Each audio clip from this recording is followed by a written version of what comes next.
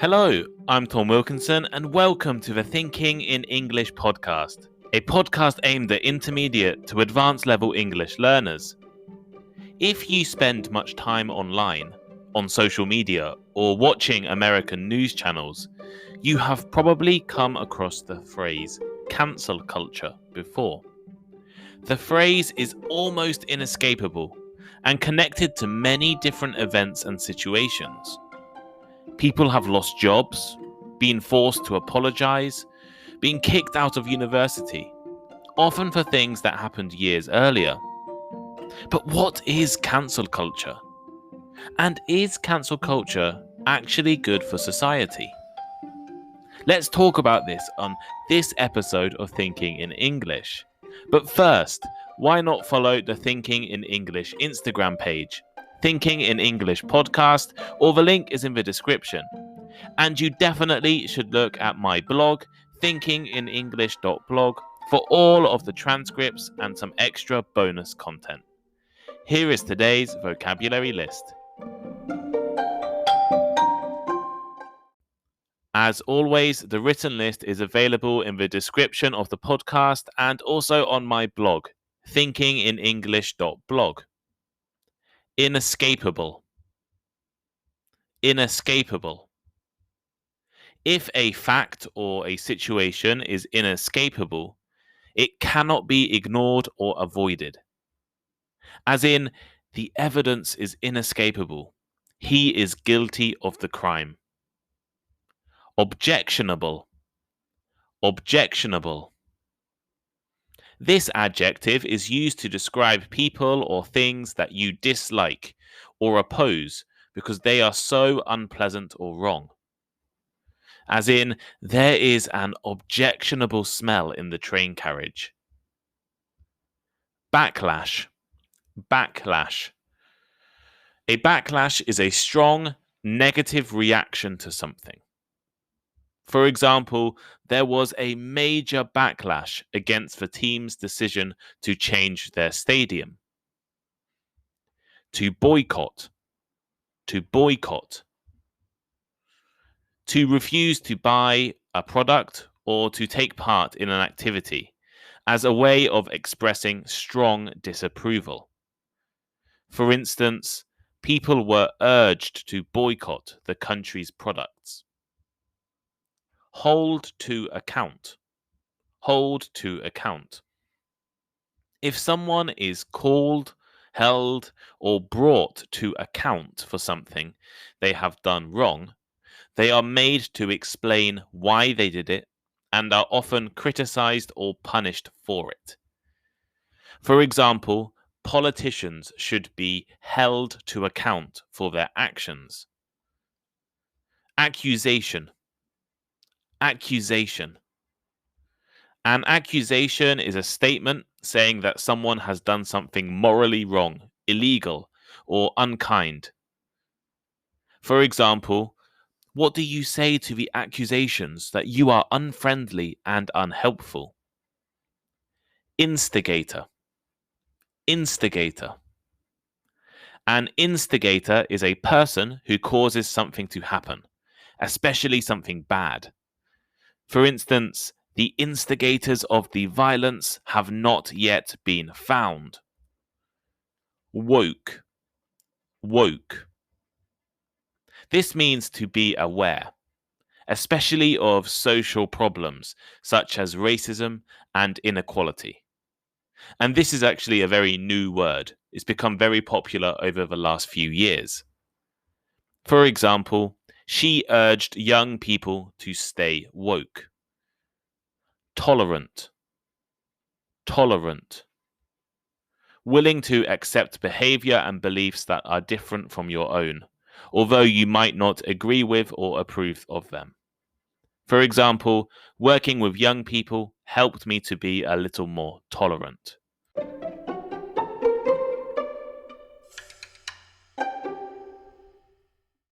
Cancel culture, or sometimes call-out culture, is the name given to the removal of support for an individual or their work due to some kind of opinion or action that is considered objectionable. People will often use the verb to cancel to describe this action. If a person is cancelled, it means that they have been prevented from having a prominent public platform, from continuing their career, or from taking some kind of role. Let me try to give you a basic example of a cancel culture scenario. First, a celebrity or well-known public figure does something terrible or says something offensive. This can be a recent thing, or it could be something that happened many years ago but has just been rediscovered. Next, a public backlash occurs, mainly on social media sites like Twitter. People get angry at that celebrity and believe that they should be punished for their actions. Following this comes calls to cancel the person. That is to say, to end their career or destroy their reputation, either by boycotting their work, so for example, not watching an actor's movie, by pressuring organizations to cancel public appearances, or by making their employer discipline them. Most often, the targets of cancel culture are celebrities, social media stars, and political leaders. One of the most high-profile examples is the actor and comedian Bill Cosby, who was found guilty in 2018 of assaulting more than 50 women. However, it is not just famous people at risk. An infamous example is a charity executive who tweeted an offensive joke about Africa just before boarding a long-distance flight. As she was watching movies and sleeping on her flight to South Africa, she had no idea that her tweet had become viral, and by the time she landed, she had been fired from her job due to the public backlash.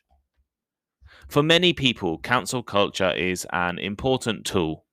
It allows ordinary people to hold powerful celebrities and well-known figures to account. And some people definitely deserve to be cancelled.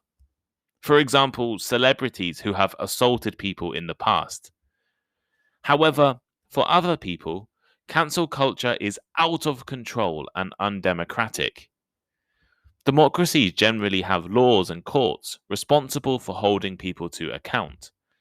And people on social media probably shouldn't have that responsibility. So, is cancel culture actually good for society? Well, I am now going to introduce two sides to the debate, and I want you to decide for yourself. Listen to my arguments, think in English, and try to understand your own opinion. Let's start with some pro-cancel culture arguments. First, it has been argued that cancel culture can help people when the normal justice system fails. The justice system refers to courts, police, laws, and maybe even company human resources departments. A good example of this is the Me Too movement, which allowed thousands of women to openly talk about the abuse they have experienced throughout their lives. In cases where the courts and HR departments failed to deal with workplace abuse, the new tactic of talking about harassment on social media allows people to still hold their abusers to account, especially if they are famous and powerful individuals. Historically, rich, famous, and powerful men have been relatively unaffected by accusations of abuse from women. Presidents, Oscar winners, and high-profile businessmen have all been accused of abuse. However, the women who accuse them have been described as liars or unreliable. Cancel culture may provide a way to combat this. Second, cancel culture is said to give a voice to the ordinary people or the less powerful. Young people, women, and minorities are often the main instigators of cancelling campaigns. It is surely not a coincidence that these are the same people often ignored or treated unfairly by the legal system. Instead of relying on courts and police officers who have historically unfairly treated these groups, social media has allowed them to take an active role in discussions. Not everyone can afford expensive lawyers or talk with powerful people, but everyone can sign up for a Twitter account. Third, some people argue that cancel culture isn't actually a new thing. It is simply a new form of boycott, a respected and powerful tactic that has been successful in bringing social change throughout history. In many ways, cancel culture is a cultural boycott, a campaign to not talk about, watch the content of, or give money to an individual or their work. Boycotts have been associated with the civil rights movement for a long time. The most famous is probably the Montgomery bus boycott, which started in 1955 after Rosa Parks refused to sit in the back of an Alabama bus. When a group of people has no chance of changing something through legal or political means, a tactic they can use is to refuse to participate. In other words, to boycott. On the other hand, there are many people who argue that cancel culture is actually a bad thing for society. For example, cancel culture has been associated with online bullying and can cause real harm to the people being cancelled. People in the past have been cancelled due to single tweets. And while it is easy to hate a stranger online, without understanding the context of the tweet, is it really fair to cancel someone? Sometimes it resembles mob justice. Mob justice is where a group of angry people decide for themselves, without really using legal systems, that someone is guilty of something and needs to be punished. The result can be hundreds or thousands of people hating an individual online, sending horrific messages, death threats, and even leaking personal information like addresses and phone numbers. Sometimes the results of cancelling can actually be worse than the offence that person committed. Next, it has also been argued that cancel culture is not actually productive and does not really bring about social change. In the words of Barack Obama, if I tweet or hashtag about how you didn't do something right or use the wrong verb, then I can sit back and feel pretty good about myself because, man, you see how woke I was. I called you out. That's not activism. That's not bringing about social change. If all you're doing is casting stones, you're probably not going to get that far. That's easy to do. Real social change only comes about from hard work, boring meetings, building real-world campaigns. Calling people names online doesn't really do much. In fact, cancel culture can actually do the opposite of what it intends. The alleged offender can actually become more popular. Comedian Louis C.K., who was accused by a few different women, still sells out comedy shows. Despite cancellations and documentaries about their crimes, the music of R. Kelly and Michael Jackson is still incredibly popular. Kevin Hart was removed from the Oscars hosting job due to cancel culture, but he is still one of the world's biggest actors and stand-up comedians. Third, cancel culture has been described as a slippery slope.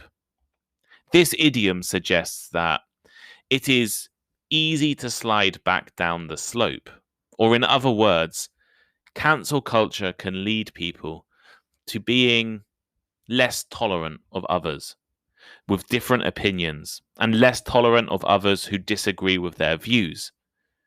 Some people argue that instead of cancelling people, we should actually be encouraging more people to tell their stories, to add inclusivity and complexity. Here is today's final thought. On this episode of Thinking in English, I have tried to introduce the topic of cancel culture and given different perspectives on the question, is cancel culture good for society? Now, I am by no means an expert on this topic, and I don't pretend to be one. However, I think everyone is entitled to their own opinion. For me, there are good and bad parts of cancel culture. I think it is excellent that rich and powerful men can now be held to account, as for too many years they have been protected by legal systems. However, I also think we need to be careful in cancelling someone just because they have different opinions to us. What do you think? Is cancel culture good for society? How would you interact with someone who has said something offensive? Do you think cancel culture silences opinions, or does it actually allow more opinions to be heard?